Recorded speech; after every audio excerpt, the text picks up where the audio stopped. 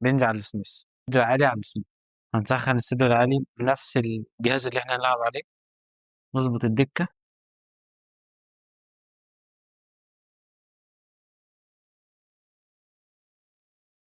سريعا كده بنظبط الدكة ازاي؟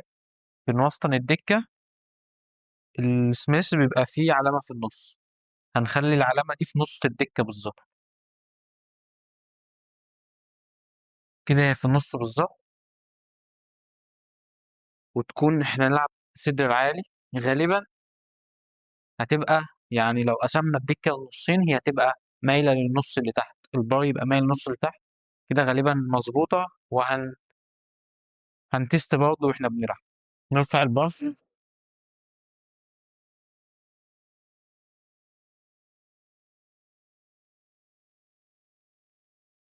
غالبا كده مظبوط. نسخن بتاع 10 عدات. كده فل أوي. نبدأ بقى نحط أوزان واحدة واحدة.